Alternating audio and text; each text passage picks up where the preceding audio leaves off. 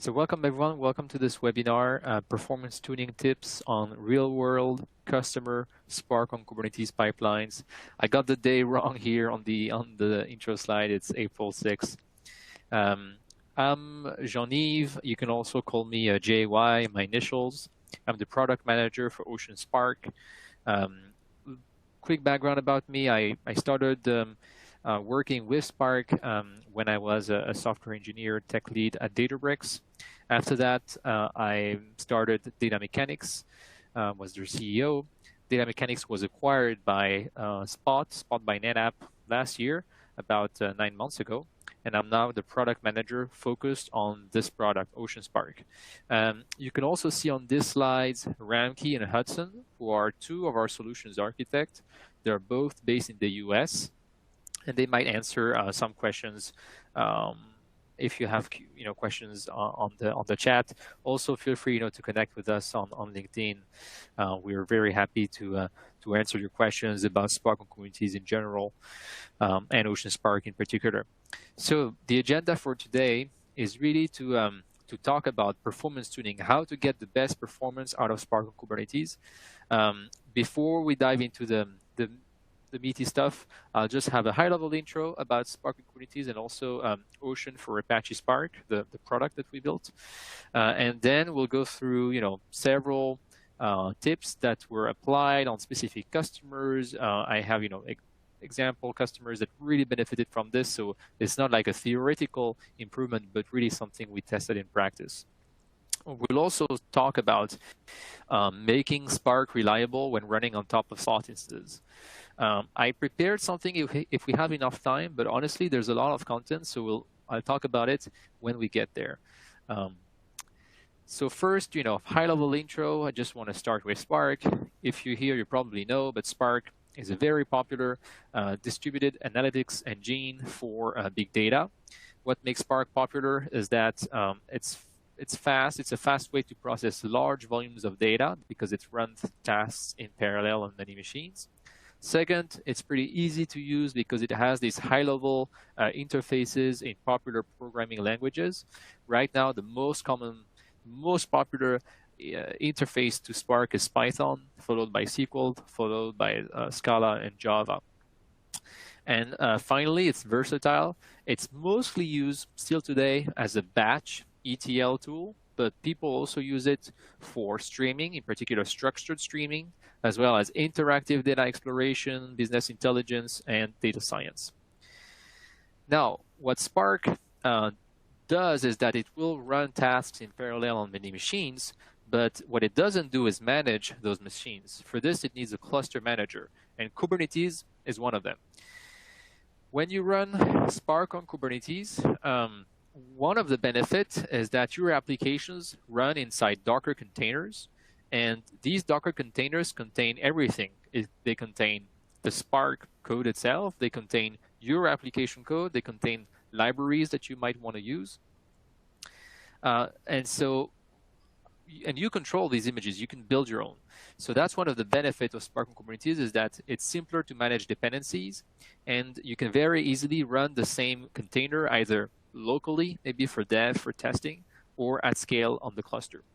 Another benefit is that compared to other architectures, for example, on Yarn or even on Databricks, where you have to pick a Spark version for your entire cluster, here, the Kubernetes cluster doesn't care about which Spark version you're using. Okay, you can run hundreds of Spark applications in parallel on the same Kubernetes cluster, and each of these applications could be using a different Spark version.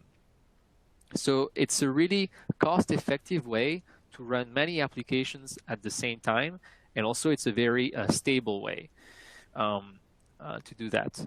And to just explain what's going on in this slide, well, when you run a Spark app on Kubernetes, it will start a Spark driver pod, basically the driver container, which is like the brain of your application. And then the driver will talk to Kubernetes to actually get executors scheduled. And so executors are going to be also containers, and they're going to do the actual work. And this process of getting executors can either be static, or you're going to have a fixed number of executor for the duration of your job, or it can be dynamic, and you're going to able to dynamically add or remove executors. One last benefit, obviously, is Kubernetes itself. It's a very popular tool. So now you're going to be able to leverage Kubernetes across the entire tech stack and not have, the data team work with Yarn, which is now pretty old technology. And it's not just about hype, but really about the ecosystem around Kubernetes. You're going to be able to manage your infrastructure the same way. You're going to be able to manage security, networking, CI/CD, monitoring. All these tools can be shared, and that's a great value add. Spark on Kubernetes started in 2018 with Spark 2.3, so it's actually pretty recent. It was only declared generally available and production ready last year with Spark version 3.1. Over the years, the community has been adopting Spark on Kubernetes more and more. Today, I don't have the exact numbers, but I would probably say that it is the most commonly used way to deploy Spark. It's probably considered by many as more future-looking. And when you look at the contribution by the community, you can see so many things got to make Spark on Kubernetes as reliable and as cost-effective as it is today. I will not dive deeper into these features right now, but you could look at some blog posts on the Spot website to learn more about them.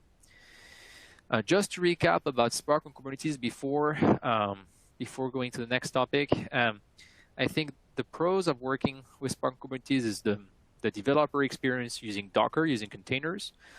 It's the ecosystem of the Kubernetes tools. It's the effective resource sharing that leads to lower cloud costs, and the ability to standardize on Kubernetes. The con, though, because there are also cons, I've been working with Spark on Kubernetes for a few years now, and I can say it's not easy every day. And in particular, why it's not easy is because most data teams are not Kubernetes experts, and I would even say should not become Kubernetes experts. And however, since Spark, to get the good performance out of Spark, you really have to tune the resources right to get the right volumes mounted in the right places. You need to configure the right data permissions. So unfortunately, even though Kubernetes is powerful, introduces powerful abstractions, it also requires some expertise, and it requires the maintenance of a lot of components. And I should also say that for many Spark products that were built on other technologies, either Yarn or maybe a proprietary cluster manager, they don't have support for Spark Kubernetes, or when they do, it's kind of bare bone. So this is why I think this is why we built Ocean for Apache Spark. And so before going over performance tuning, I just wanted to say a few words about Ocean Spark. First, I should say that right now it's generally available on Amazon, and we're working on adding support for GCP and Azure soon. Stay tuned, because I think GCP support will be coming in the next few weeks, and probably Azure in a month. High level, just the architecture of this product, obviously deployed on a Kubernetes cluster in your cloud account, okay? So still the compute is in your cloud account, the data is stored in your cloud account. You can manage it with the best practices of security that you already use today. And you have different ways to interact with that infrastructure. You can connect schedulers. For example, our Airflow open source connector is very popular, as well as other schedulers. You can also start Jupyter notebooks. And so when you submit Spark application, whether from a scheduler, whether from your laptop, or whether from a notebook, it will first talk to the spot.io backend, where a lot of the optimization logic lives. And then it will actually start these pods, these containers on your Kubernetes cluster. The Kubernetes cluster is long running. Typically, it runs 24/7. But then, as you submit Spark applications on it, we will automatically add nodes, okay, scale the cluster up. And when these nodes become unnecessary, we will scale it down. And you can monitor all of this in the Spot console. So that's it. If you're interested about Ocean Spark, you'll see on the last slide, there's a link to book a demo with us. You can check our website, the documentation. There's a recorded demo, so feel free to ask. But now in this talk, I want to focus on how we can get the best performance out of Spark on Kubernetes. So let's go over these things one by one. The first thing I wanted to go over is how to make sure applications start quickly. It's important because sometimes Spark application, run for hours, and so setup time doesn't matter. But very often Spark applications are not that long. Maybe it runs for 10, 20, 30 minutes. And so if you already spend 10 minutes setting up the infrastructure, that's going to impact your cost. And also it can be kind of frustrating as a user. My experience when we run Spark on Yarn is that it takes 5 minutes at least to set up Yarn. That's the best case scenario. Sometimes if you install complex libraries or AMIs or try to get spot nodes, it can take 10, 15, 20. When running on Kubernetes, it's much faster. So let's look at typically how much time it takes. A few seconds just for us to receive the API call and to submit it on Kubernetes. Then Kubernetes will realize, okay, I need to get a new node, a new, let's say, Amazon EC2 instance to run this. So obviously, we might still need to get a node from Amazon. Let's say it takes 1 to 2 minutes. Just that step, honestly, is faster than Yarn on EMR because Kubernetes is kind of optimized for that, and because we're doing, once the EC2 instance setup instance is up, there is less setup to be done. Then we need to download the Docker image that contains all the Spark code and your code. Typically, it takes about a minute. And then we start the image. And by starting, I mean that there's a small Spark bash script before the Java virtual machine starts, and then the Java virtual machine starts. So as you can see, the only steps that really take a while is provisioning a node and downloading the Docker image. Now, there's a way to get rid of that. If you enable a feature called Headroom, you won't need to wait until the new node is up. Headroom means that you will ask us to maintain a little bit of additional capacity all the time. We'll have a slide to show you that. The second thing that you can enable is to pre-download Docker images. Usually, when you pre-download images, is because you're using one image widely or a small number. And when you couple Headroom to pre-download, you get rid of these two things, and you end up with applications that start in 20 seconds or even less. So just to illustrate now Headroom. Headroom works by scheduling pause pods. So pause pod is like a real pod, it's a container, but it's a container that does nothing. The only role of the container is to force Kubernetes to have a little bit of additional capacity. Then that container has a low priority, such that if, let's say, you try to submit a new app, or maybe you have an existing app and you just want to start a new executor, well, as the pod is requested, Kubernetes is going to say, okay, let's get rid of the pause pod because it has a low priority, and let's run my Spark pod instead.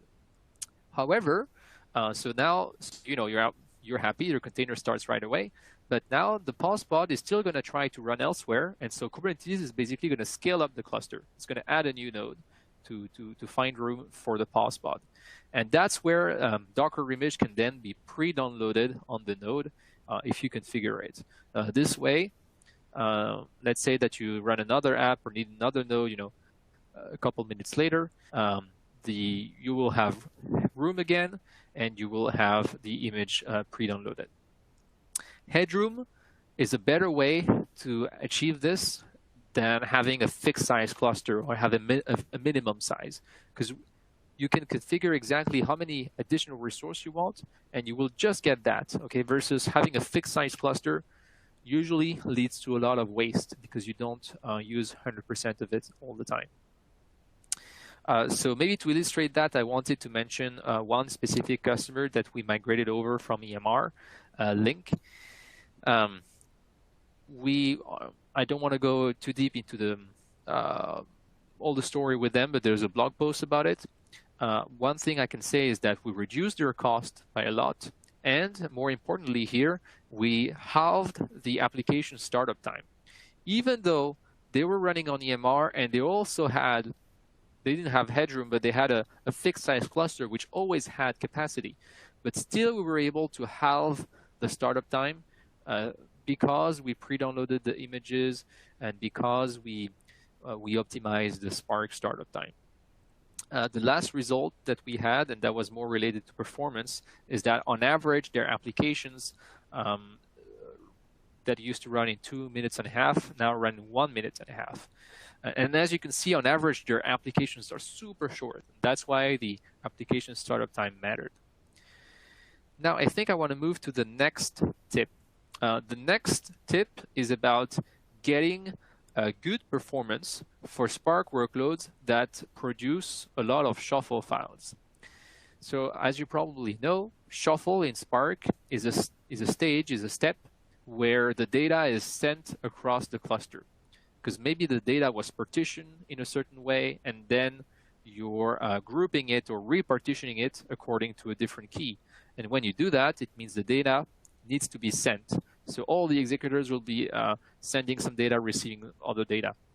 And that's a very expensive step in Spark, okay? Because moving data across the network, even though the network is optimized, takes time. Now, when you produce a lot of shuffle, your Spark applications are slower.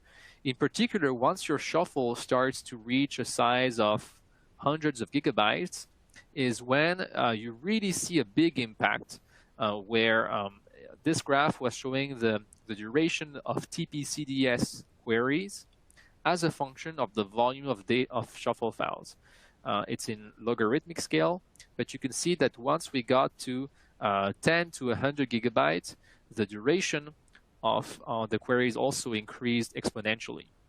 And so we call that the performance wall, in the sense that you cannot beat that curve. At some point, you're going to pay that price. However, there is a way to make shuffle a lot faster. Some instances in the cloud provide a local NVMe-based SSD. So that's a type of disk that's really physically attached to the EC2 instance, and it's very fast. It has a really high bandwidth.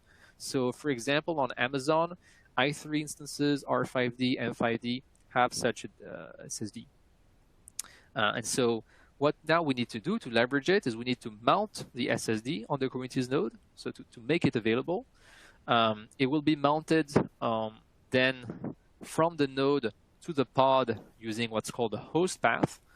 And then you need to configure Spark to write shuffle files to this destination. So there's a bit of configuration to do, but once this is done, well, Spark will be writing to these local disks, and this makes shuffle 5 to 10x faster. You might be surprised, wait, I'm just writing to a different disk. How does that help with shuffle? Because shuffle is more about sharing across the network. But actually, before files are shared across the network, they're first written to disk. And maybe surprisingly, that's the real bottleneck when you have a shuffle-heavy workload running on non-SSDs. The graph here shows the same kind of benchmark queries, the TP-CDS queries, but under two scenarios. One scenario where we had local SSDs and one where we didn't. And what you can see is that for queries that produce a lot of shuffle, the ratio, so the factor, the difference between the two duration was up to 500%, 5x. So that means that by attaching local SSDs, we got the same Spark workload to run 5x faster. I want to illustrate that with a customer, again, Jellyfish. And these screenshots here, they come from Delight. And Delight is a Spark monitoring tool that is natively available in our product. So one thing that you can see in Delight is you can see on the timeline of your Spark job, you can see what is the activity that your executors were doing the most. And here on this side, you can see that most of the resources of your job, of our job, were spent on shuffle. And that's not good. Usually it shouldn't look like that. So after we we actually attached local SSDs. You can see that this purple category shuffle still exists, but it's like 1 or 2%. It almost disappeared. Instead, the job is now mostly spent doing CPU, actually doing compute and doing I/O, which is more normal. What you can see here at the top, sorry, the resolution is not great, but you can see that the duration went from 4 hours, 19 minutes to 26 minutes. So that's actually a 10x performance improvement. Without changing anything to the Spark code, we were still reading the same amount of data, just using local SSDs and configuring them the right way. Another thing I want to mention as it relates to delight is you might have seen on the earlier graph, there was a score here called efficiency percentage. So this efficiency percentage is really a measure of the degree of parallelism in your Spark job. As you know, Spark works by running many tasks in parallel across your executors. Executors have cores, basically CPU, and each CPU core can run one task at a time.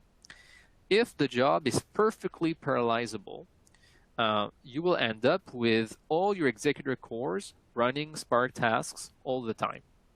That's the ideal scenario. But more commonly, the Spark UI could look like this, where maybe you have a lot of tasks that finish quickly, and then there was one task that took an hour to run. And so you had one CPU core that was still busy running that task, while the other CPU cores were idle. So that's what's called a straggler. And when you have a situation like that, the parallelism is not ideal. So how do we measure exactly this efficiency percentage?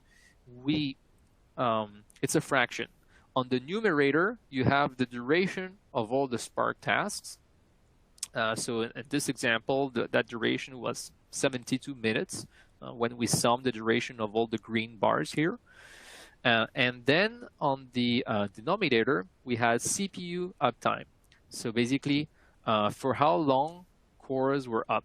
Let's say that we had 6 cores, each up for 1 hour, and so that duration was 6 hours. Now, when we do the ratio, 72 minutes by 6 hours, we get 20%. And so that means that on average, Spark executors were only running tasks 20% of the time. And obviously, a low efficiency is bad.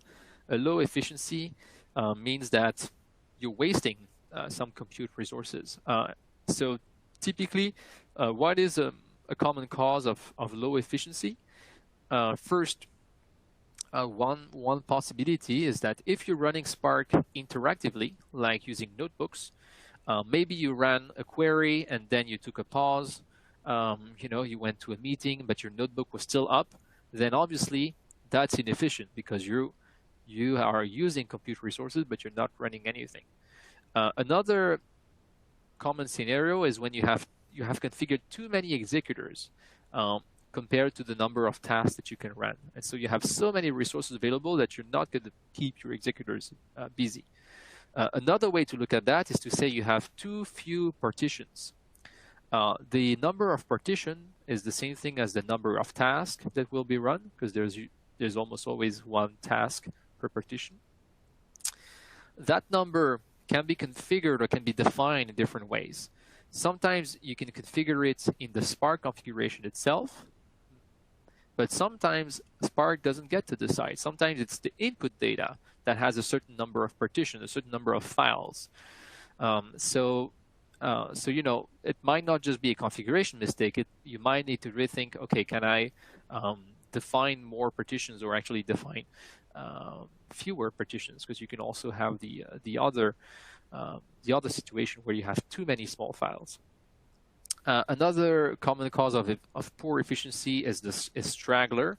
That's what I was showing on the previous slide, where you had one task running for a very long time. You can also have slow object store commits. I'll talk about that later, actually, because it's an interesting performance tip.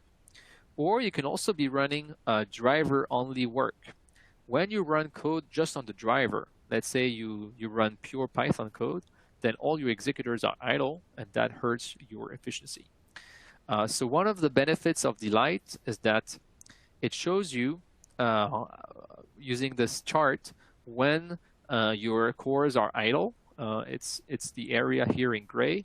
And so it makes inefficient Spark stages obvious. When I look at this, I can see, oh, 50% of my capacity was wasted, was not used by Spark. Oh, that's because here we have probably one stage that had very few tasks, and as a consequence, it couldn't be properly parallelized. So that was just an example of a performance tuning improvement that we could get thanks to Delight. You can easily see spot inefficient stages and then act on it. Now, I mentioned earlier that I'm moving to a different topic, another potential optimization. We talked about slow object store commits. So I want to talk about one way to improve that when you are writing data to S3. When Spark writes data to S3, it doesn't actually directly write to the destination directory that you mentioned. It first writes to a temporary location. This is done so that if, let's say, an executor fails in the middle, you don't end up with a file that's partially written in your destination directory. So first, the files are written to a temporary location, and then once all the tasks are finished for the given job, then Spark will actually copy the file to their final destination. And when people originally designed this, they thought that the copy operation would run instantaneously because they were designing that for HDFS, and on HDFS that is true. However, on S3, when you copy data from a directory to another, it's actually a slow operation because it's actually the more data you have and the more files you have, the slower it gets, the more time it takes. So that was hurting performance a lot. You'll see later some examples of customers that were hit by that, and then they could solve it. In Spark 3.2, which is built on top of Hadoop 3.3, there is a new committer algorithm, which is an open source contribution from the Hadoop team, to optimize the process of Spark committing its work to S3. I'm not going to go over the algorithm itself. It's interesting, but it would be too deep a dive. But I want to focus on the performance improvement side. So here's a customer's pipeline. This customer is Weather 2020. They're a startup providing weather analytics.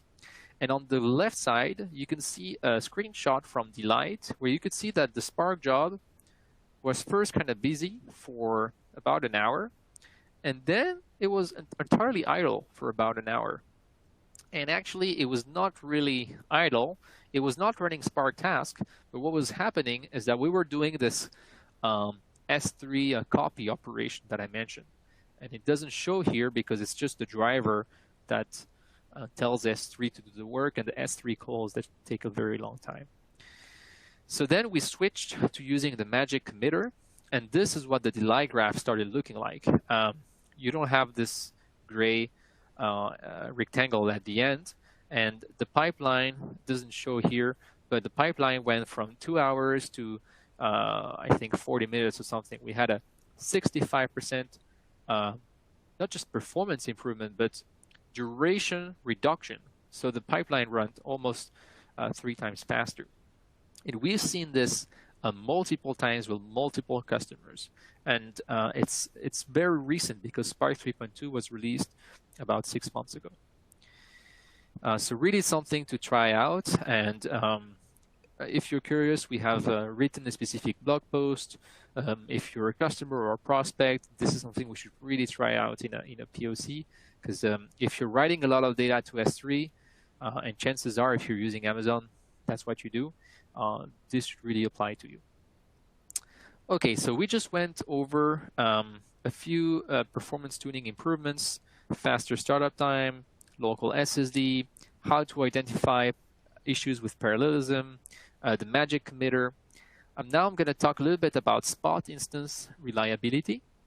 And then if we get more time, we'll get to the bonus material that I prepared. So Spot instances. So as you probably know, spot instances are up to 90% cheaper than their on-demand counterparts. What you lose, however, is that Amazon doesn't give you any availability guarantee.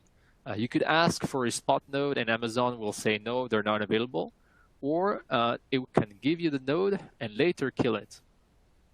That is detrimental, obviously. If you had the driver running on a spot node and the driver gets killed, your entire application fails. If you had an executor running on the spot node, you might still be able to recover, but you're going to lose some work. Okay, you're going to lose the work in progress for the tasks that we're currently running, and you might also lose the intermediate results of tasks that previously ran. And so these intermediate results are called shuffle files. Okay, so you have a task that ran an executor. When it was finished, it wrote the file locally. If at this time you lose the entire node, you're going to lose that file as well. So that's one of the problem of spot kills. So how do we make Spark more reliable? I'm not saying it doesn't work. It's just it will take. If you lose these files, you need to recompute it. It will take longer. And in certain cases, if you start losing a lot of them, Spark could still fail. It should be able to retry up to 4 times, but in certain cases, if the spot market is really bad, it could fail. So there are 2 things that you can do. First, you can minimize the risk of getting a spot kill, and the second thing is you can minimize the impact of a spot kill. In terms of minimizing the risk, here at Spot by NetApp, we have a bit of an advantage because the Spot company has really been built around the promise of making Spot instances more stable. So how does that work? Basically, as you probably know, Spot market, we have independent Spot market for each region, for each availability zone, and for each instance type. Meaning, maybe there's someone else in the same availability zone as you who requested a lot of M4 large instance, and so now M4 large are not available. But if you were using M4 2x large in the same AZ, or if you were using M4 large in a different AZ, you would be fine.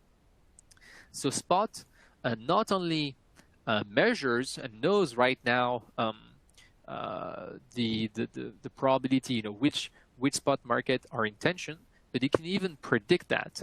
So that's something you can actually see from the product. You can see right now where it's stable. And we show it just, to show you what happens under the hood. But really, as a user, you don't need to care because the Spot backend will automatically optimize and pick the availability zone, pick the instance family, pick the instance size that has a low risk of spot interruption.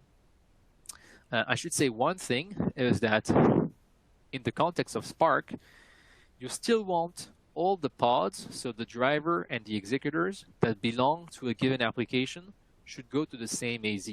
Okay, so it's just that when we launch the Spark application, we're going to pick a good AZ. And if you run many applications, we will also distribute them across AZ. The other thing that I want to say is that you can still choose your own instance. You could either pick an instance family, because maybe oh, this needs to run on i3 because i3 have local SSD. So you could still pick a family and let us pick the size within the family. Or if for some reason you really want a specific instance type, you can still do that. So all of this is optional. But on average, we do recommend customers to give us this degree of freedom because by optimizing, instead of picking blindly, hard coding one AZ, one instance type, by optimizing that, we can reduce the risk of getting spot interruptions by 90%. One thing I just wanted to illustrate, it's a bit complex, but I think it's worth explaining because it's specific to Kubernetes. When you run Spark on different platforms, you have to pick an instance type. When you run on Kubernetes, an application could leverage instance types from different sizes. because there's a real decoupling between the concept of node that is optimized by Kubernetes and the context of pods that is managed by Spark. So for example, let's say that your input is you want a Spark application that we call Blue with 1 driver and 8 executor. And you tell us that the driver should run on demand, should have 1 core, and you tell us that the executor should run on spot and should have 4 cores each, and they should run on instances of the R5 family. And then let's say that you submit an orange application, also with the same 1 driver, 1 core, and with 10 executors running on R5. Then how are we going to accomplish that? Well, we're going to check, first we're going to pick the best AZ. Let's assume that it's the same AZ, but it could be different. And then we're going to put the drivers, in this case, together on an M5 large on-demand instance, because this was the smallest instance that could satisfy the request. And then maybe we're going to determine that the optimal way to minimize the risk of spot kill is to get a mix of different instance types. You ask for R5, so we're going to get some R5 X large, R5 2X large, and R5 8X large. And then we're gonna put these the pods onto nodes. In this case, you have 1 pod per node, or because it's 4 cores and you ask for pods of 4 cores. In this case, since the node has 8 cores, you're going to have 2 pods per node. But this is all transparent to you. You just, as a user, all you tell us is, okay, I want 8 executors, and by default, each executor has 4 cores. That's the only thing you will provide, and then on the backend, we will optimize these things for you. All right, so now the first answer to making Spark reliable on spot is to try to avoid spot kills. And by doing this, we can avoid most of the spot kills. But what if the spot kill still happens? So first, we recommend and we make it the default to run the driver on demand so that you don't lose the driver. Now, what if you lose an executor? If you lose an executor, as I told you, you're going to lose the work that's in progress, and you might lose shuffle files, which are the results of previously computed tasks. But as of Spark 3.2, there's a new feature where we can leverage a termination notice that is provided by Amazon. Before removing the EC2 spot node, Amazon tells us 2 minutes ahead of time, this node will be removed. And we Spot proactively check that, and when we see that it's going to happen, we activate something in Spark so that Spark starts moving the shuffle file from the executor that's about to go away to an executor that's going to survive. Okay, so maybe let's say Amazon tells us, oh, this EC2 instance is about to move away. Well, we're going to move the shuffle files that are stored here to, for example, this pod, this executor pod. I actually have an animation showing that. So let's say you have 1 driver and then 2 executors, each on their own node. And let's say Amazon warns us, oh, this node is about to die. Well, what we're going to do is first we're going to stop scheduling new tasks, okay, because it wouldn't make sense. They will just be failing. And then we're going to move the shuffle files, which were sitting here, to another executor. Shuffle files, but we're also going to move cache data, because sometimes cache is in memory, sometimes cache is also on disk. And so both of these things are going to be moved. And this way, the driver keeps track of all of this. This way, when later it needs the shuffle files, it will tell everyone, and the Spark job continues unimpacted. So one thing to note about this process is you don't get guaranteed 100% of the case this will work. It is true that if you have a huge shuffle file, maybe in 2 minutes you don't, or maybe you have many executors that were about to die, and you just have one executor that's going to stay alive, and the shuffle files don't fit in there. Fail-proof, but I would say it's 90% fail-proof. And so when you combine the fact that first we pick the spot markets with a low probability of getting a spot kill, and then 90% of the time we we don't feel the impact of a spot kill, you end up with something that will run on spot nodes very reliably and will achieve typically order of 90% cost savings over on-demand EC2 nodes. Great, so we're about 45 minutes in. I do want to go over this last bonus material, and then we'll have a short Q&A. So bonus material. This is a feature that is not yet released to production, but we've worked on it. We've already tested it on real customer optimization. And so I wanted to present it to you to get your feedback and also show you what's coming. So the problem, and I'm sure it will be a problem that's familiar to some of you, is that most companies that use Spark will have dozens, if not hundreds, of jobs. And a job is something that's running on a schedule. Maybe it's every hour, maybe it's every day, every month. And these jobs all have their own performance characteristic. And ideally, you would spend the time tuning, getting the best performance out of each of them. But that's impossible. It's too much work. So for these reasons, many companies will just have one or maybe a small number of fixed configurations that are used everywhere. But that is not ideal because, maybe you have one pipeline that processes just more data than the other. And when we realize the fixed configuration doesn't work for it, you're just going to give more resources. But as you did that, you just gave more resources to all your pipelines, to dozens or hundreds of them. In this case, indeed, they had different pipelines. And even within a pipeline, they had a lot of seasonality because it's a company that ingests data that comes from web traffic. And so traffic during the night is not the same as traffic during the day. Weekend varies. Before Black Friday, the input data goes crazy. So it requires either a lot of manual work or it requires a lot of firefighting and inefficient pipelines. So how can we solve for that? So the feature that we tested with this customer is to automatically tune the number of executors. This customer had pipelines that run every hour, and so they wanted their pipeline to finish in less than an hour.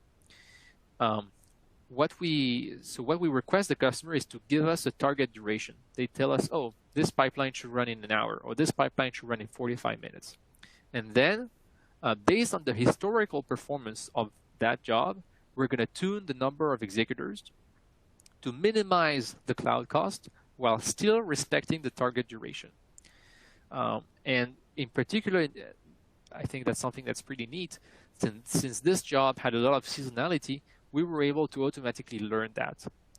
So I would call that automatically reduce your cost while respecting your duration target, or also deadline-based optimization.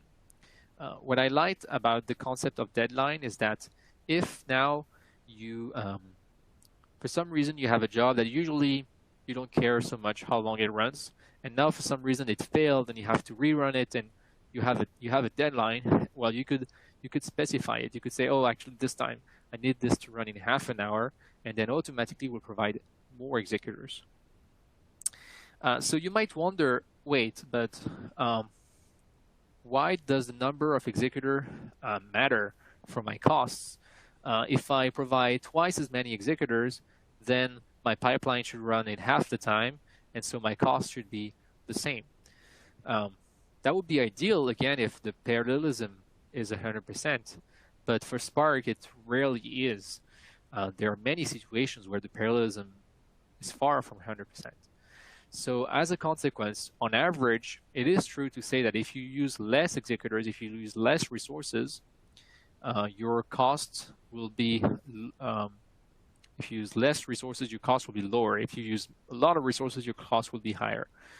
So therefore, if you specify a target duration, there is an ideal number of executor that should respect this target duration.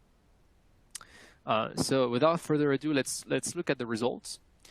So you can see here there's a lot going on, but the number of executor used to be stable, and after we enabled this feature, it started moving. you can see there was a lot of periodicity, and that's because that's actually the seasonality that was there in the data. I will not go over all the results here, but what I can say is that cloud costs on average were reduced, in fact, by 20%. And another interesting thing is that they had a fair number of SLA breaches. They had situations where the pipeline would run in more than an hour because they didn't size it. The default configuration wasn't big enough for certain workloads. And we were also able to reduce these situations of SLA breach. So yeah, we're pretty excited about this feature because it really can learn pretty advanced things, and it can make your life easier and reduce your costs, as well as avoid sometimes stability situations or SLA breaches. So this is still being worked on. It required a bit of refactoring and thinking about what is the interface that we expose. How do we learn things? How do we make sure there is no outlier? How do we have a safe result? But we're actively working on that, so it should be GA'd over the next 2 months. All right, we are now, I think, at the end. So what I would just want to say is that if you're interested in Ocean Spark, you can read our documentation. You can also watch our previous webinars we recorded, including a webinar with a live demo. If you want to talk to our team, could be about you're interested in trying the product, it could just be about you want to learn more, understand Spark-on-Kubernetes, etc. You can schedule a time using this link. So thank you so much. If there is any question, feel free to use the Q&A section. And if you don't have any question, I wish you a very pleasant day, and you can connect with us on LinkedIn. So thank you, everyone, on behalf of the Ocean team.